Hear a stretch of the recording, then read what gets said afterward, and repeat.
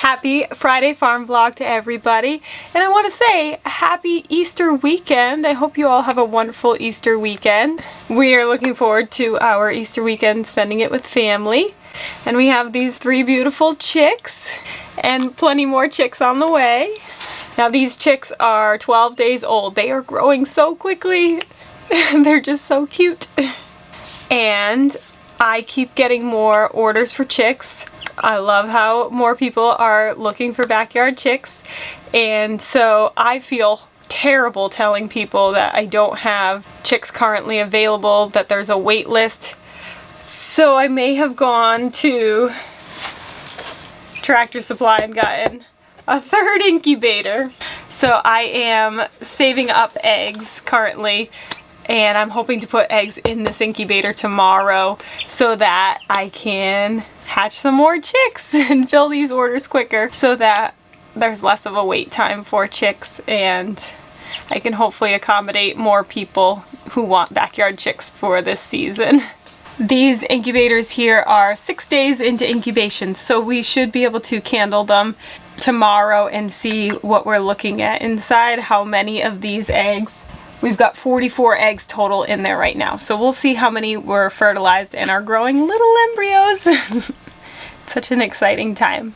I haven't figured out where I'm going to set up this incubator though, because this area is full, and I'm going to have to find another spot in my house, make room for another one, but I'm excited for it. It's so fun when they are getting to this stage where their feathers are coming in around their little down feathers, and they have this cute little fluffy feathered tail. They're just adorable. And honestly, at this point, they're at least twice the size of when they were hatched. So definitely growing quickly. Huh.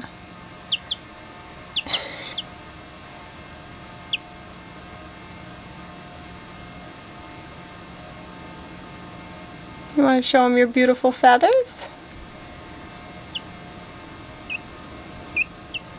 And your little tail? Your little tail feathers?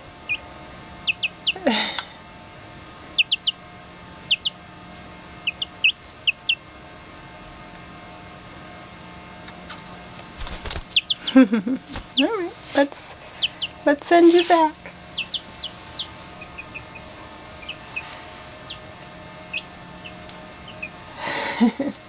And we have more babies on the way. Goat babies or a baby. We'll see what Miss Amelia is carrying. She is due in just over 2 weeks, so we're really excited about that. So we're gonna give Miss Amelia her CD&T vaccine. So we're doing that prior to her having her kids, because we're hopeful that her kids will get some antibodies from that vaccination against Clostridium perfringens, C and D, as well as against tetanus. So baby goats will nurse off of their mother when they're first born. They'll get colostrum from their mother, and that colostrum will hold antibodies that the mother has generated based off of her exposure to the vaccines that we've given them. By having that vaccine, she'll pass along those antibodies to her babies, and then her goat kids will get their vaccine of the CD&T vaccination when they're a little bit older, and the time frame of that will depend on if they are polled or not polled, meaning if they're born with little buds that are going to turn into horns. That will help the vet determine when we do that first vaccine and when we do the booster, but usually the booster is about 4 weeks after the initial vaccine. Little Calvin James, because he was disbudded, he did have his first CD&T vaccine early so that he could get that tetanus vaccination in right after having his procedure done to have little buds removed. So let's go out, we'll go give Miss Amelia her vaccination. We'll give her some snacks to distract her while I give her the vaccination. Alright, now Miss Amelia's gonna get some apple slices and a little bit of her grain with some alfalfa pellets in there as a reward for coming up here to do her vaccine. Come on, pretty girl. What a good girl. And you want to try the apple? Need a few of those. A little bit of grain to keep you busy.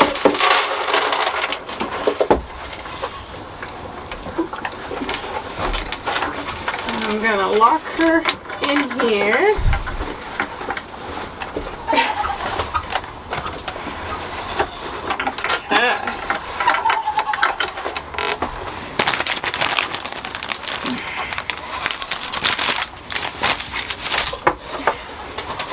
Here is the CD&T vaccine. Brought out some alcohol wipes that I'm going to clean the top off.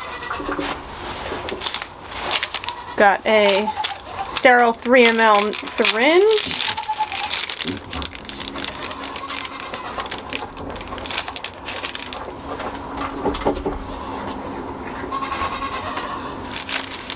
With a 23 gauge needle on it, and I'm going to draw up 2 mLs of this CD&T vaccination, and it's going to be given subcutaneously, which means under the skin. So I don't have to give it intramuscularly, which would be into the muscle. I can just draw it up 2 mLs and put it under her skin.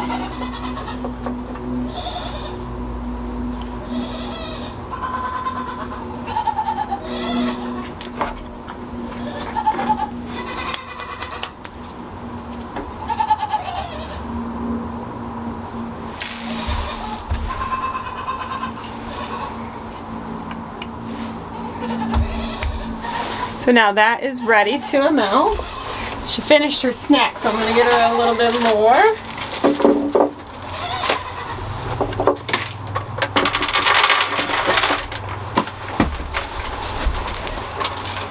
I'm going to clean the area with some alcohol wipes.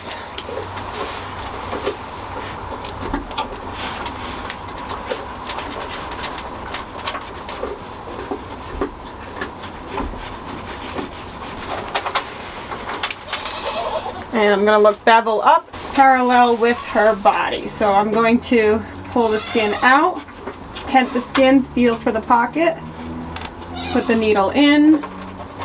I just draw back to make sure I am not getting any blood, and then I gently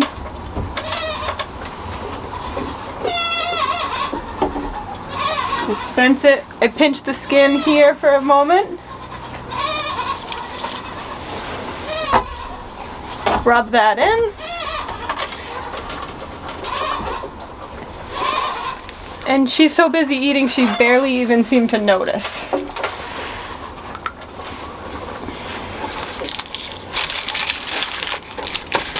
And then I'm going to put everything back into the bag, because goats will taste test most things.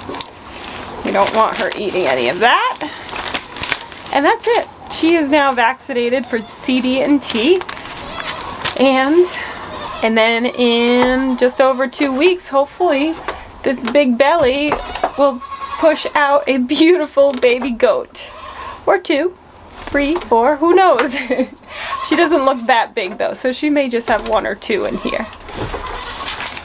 And then you want to see her udder. Her udder is definitely developing.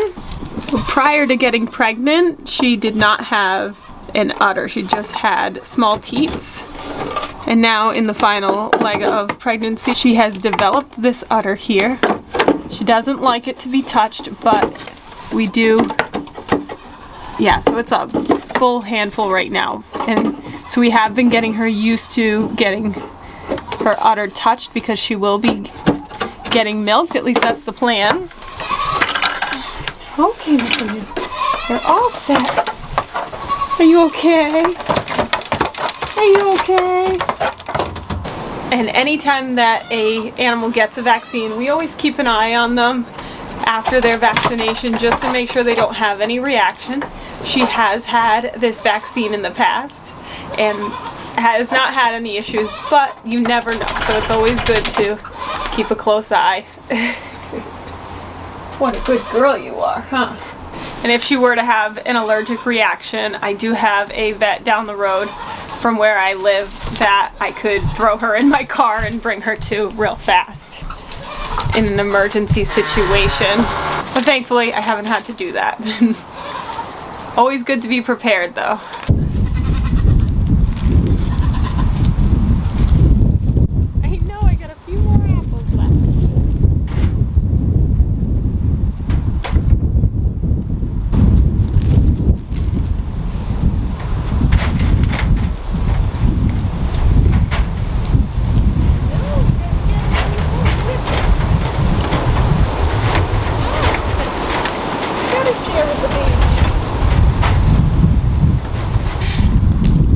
Miss Nancy here. I haven't seen her come back into heat, so I am really hopeful that she is bred. But who knows? We're just gonna have to wait and see. Right? You doing good?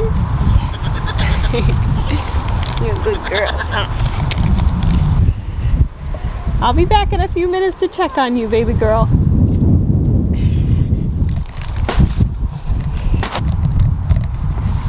How's my chickens? How's my chickens? Miss Sandra here with the purple on her feathers. She's doing good. She's integrated with the flock again. They worked out their differences and she's now included, thankfully. I know, guys, I gave all the apples to the goats. Huh? I know, I did. So no more fighting, thankfully. Because that was breaking my heart seeing them fight with each other because they're usually very well bonded. But thankfully, a little bit of fighting initially, and they worked out their differences, and she's back up on the roost where she would normally be. Alright, let's get them a little snack.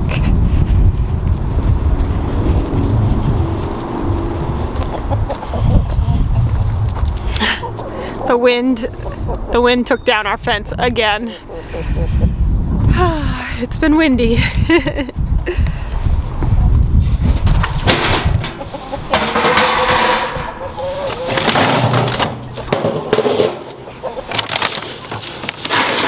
Get them some sunflower seeds. I got this big bag at Job Lot. It was a good price. Oh, you guys want some? Ready?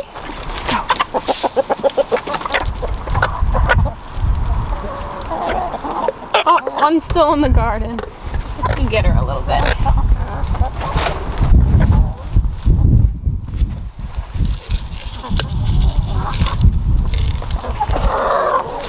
Here you go. Happy chickens. 21 eggs. I am holding them.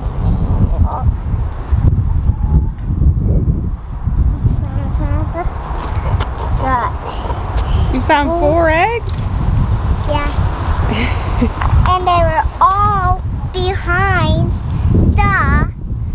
the big blue thing. Thank you for getting the eggs. You're welcome. Look at the beautiful buds on this peach tree. I love springtime and seeing everything blossom. Both pear trees have their buds opening up.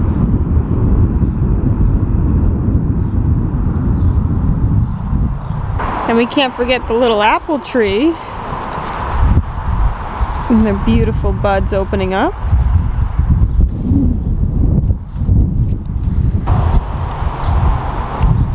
So pretty. It is so windy out here. It's making my eyes water. Let's go back inside. Oh, and the daffodils are starting to come up. Can't wait to see those bloom. If you haven't seen it yet, you should check out our starting late seeds video that we just recently came out with. So that way you can see what seeds we just planted for germinating inside of our indoor greenhouse in the house. And if you haven't started your farm yet, what are you waiting for? Get your farm on. Like and subscribe. 1, 2, 3, 4. Do you want a farm? A wicked awesome farm. Watch this channel to learn what to do. We love to farm and we'll show you. Yeah, welcome to our show.